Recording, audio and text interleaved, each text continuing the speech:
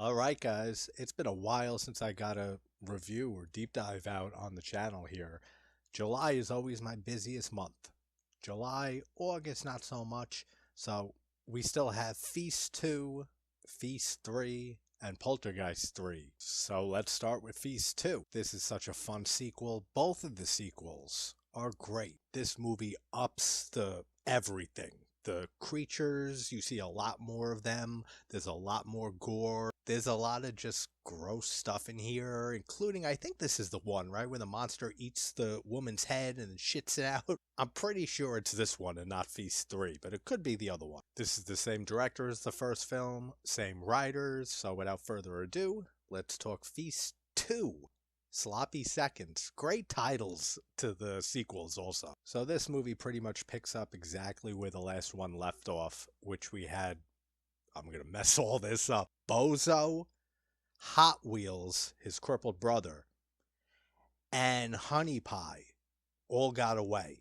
I might be forgetting one, but those are the key ones you need to worry about. The bartender was thought to be dead, but we see him in the opening being tortured by the biker queen, who's the sister of Harley Mom from the first film, which I think I was calling her Harvey Mom for at least one or two times in that video, but that was a long time ago. She's back to Harley Mom now, but she's not back to anything. She's been dead. So Biker Queen's her sister, and she's torturing the bartender, which I knew that I recognized the bartender from a few things, but I would have never recognized him as Mr. Walsh from Nightmare on Elm Street 2.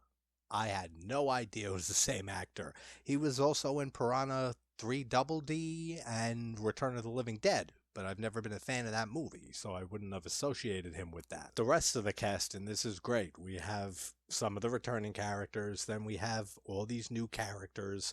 We have the midget wrestling duo, Lightning and Thunder. Then we have the two girls, Tit Girl and Tat Girl, and they're naked throughout the entirety of this movie. Still got the random music that goes with each character when they introduce them, which is what they do here, is do a whole round of introductions for the new characters. But they did ditch the whole life expectancy and occupation title cards. It just says their name. I don't care for that. I really like that about the first movie, that we get those funny title cards that we get to read. This one just says, like, Thunder and Lightning, and it shows a little montage, the midgets getting ready to wrestle. Thunder brings the rumble, Lightning brings the pain, and they're very likable characters. I think one of them wears a mask the whole time, or most of it, and he only speaks Spanish for the majority of the film. And then Thunder, he speaks English throughout all of it. You have this hobo, which is his name, who's locked up in a cell. He was supposedly cooking meth or something like that, and the sheriff can't prove it, so he's locked up in this cell before the creatures come. And before Harvey Mom's sister, Biker Queen, is told by the bartender that Bozo probably went to the town that's that way over the bridge, they end up flashing backwards 16 hours to introduce Lightning and Thunder, because Lightning's fucking some girl, a regular sized one. She gets ripped apart out of a window by one of the monsters, and they run. So the monsters are overtaking this town, and this film has a very strong Western feel to it. The first one kind of does too. I think I even mentioned that in that video, that it reminded me of From Dusk Till Dawn, which has a very Western feel to it too. This one even more so. And let me tell you, alright, I'm gonna leave this in just because, Ginger, you just messaged me, how's Feast 2 going? And that made me laugh. So it's staying in. Now I forgot what I was gonna say. That's what I was gonna say. That hobo is very, very happy he's locked up when he is, because the creatures come in, and one of the sheriff deputies that are watching him, he gets torn in half right in front of the cell. So this is the best time to be locked up. Then we got the slasher, because he sells cars. He slashes prices left and right. We meet Secrets, the wife of someone else. So I'm not going to go through every character, because we spent a lot of time on those intro cards in the first video for the first movie, because they're so entertaining. But we have the bartender brought to this town by the biker queen. They're looking for Bozo so she can get vengeance for the death of her sister, for Harvey Mom. See? Harley Mom, not Harvey. Why do I think Harvey Mom? Before Harvey Mom's sister, biker queen, Harley Mom. And then we see Honey Pie from the first film. And I'm pretty sure she's in the third one. She's the only person, maybe with the bartender, I forget if he dies in this, to be in all three entries. I don't know how far she makes it in Feast 3, but I know she survives this one. And it's cool, her little intro. Everyone thinks I'm just a dumb blonde. They have no idea who I am, or something like that. Alright, so random, but I decided to do a little experiment. So I am also live right now on TikTok. A little experiment of me making this video. So a shout out to everyone in the chat here on TikTok who are talking about Feast and some other good movies. Humanoids from the Deep was brought up.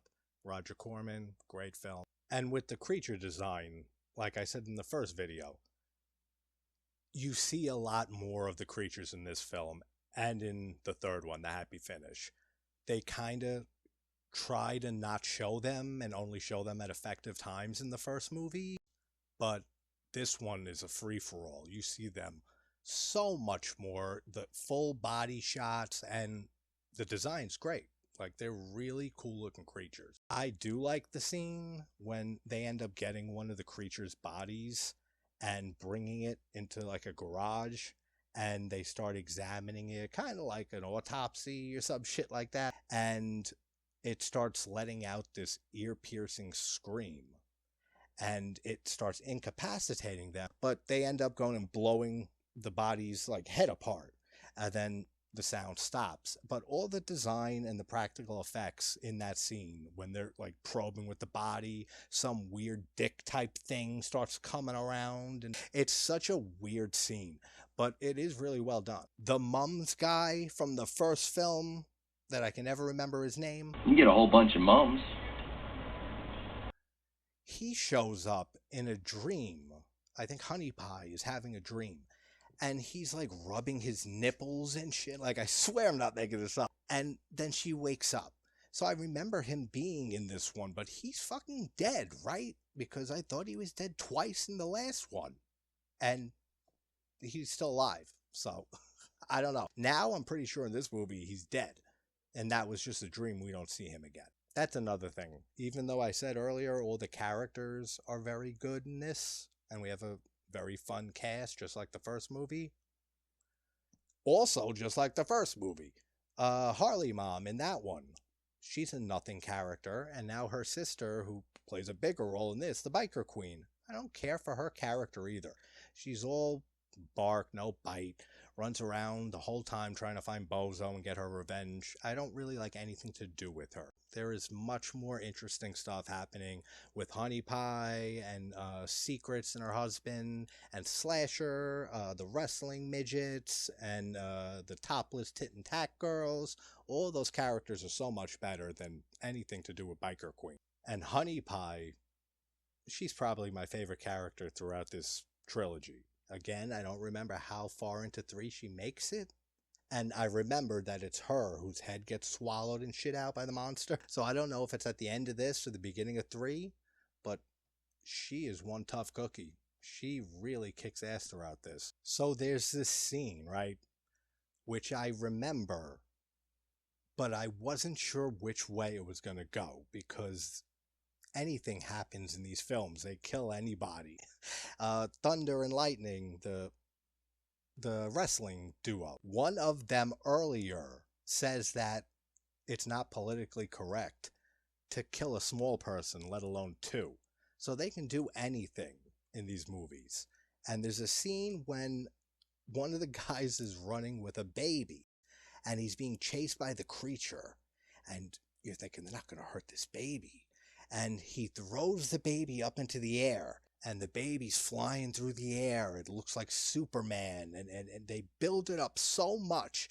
And I'm thinking to myself, I'm not sure if he dies here. It could go either way.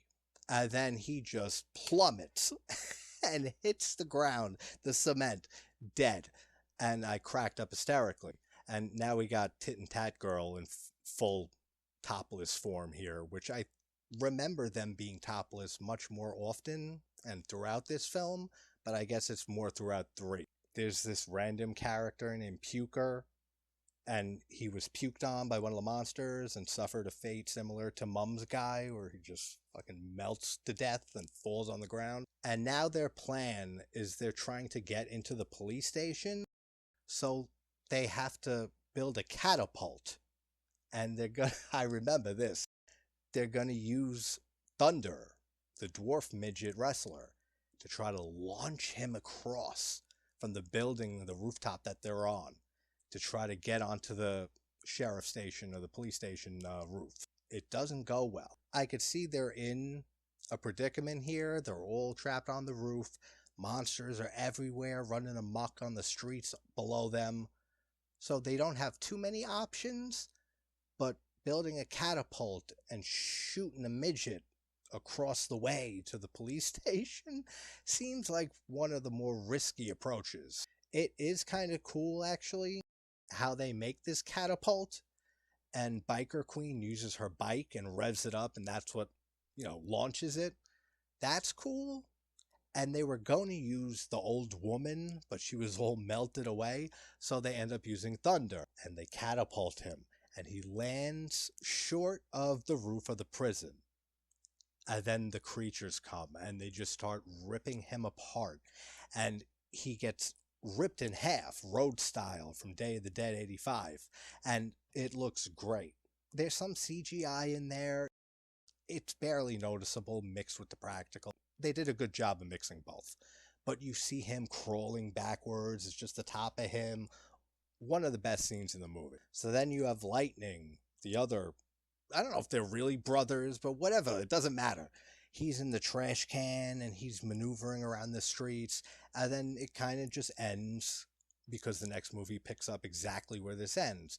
And Honey Pie's alive, they're all trapped on the rooftop. Their plan obviously didn't work because Thunder got ripped to shreds, and Honey Pie is kind of walking off in the distance, her fate unknown, which I'm pretty sure she gets killed immediately into the third one. But that's for Feast 3. So that's Feast 2, Sloppy Seconds from 2008. Fun sequel. I'm the guy that's gonna save your ass.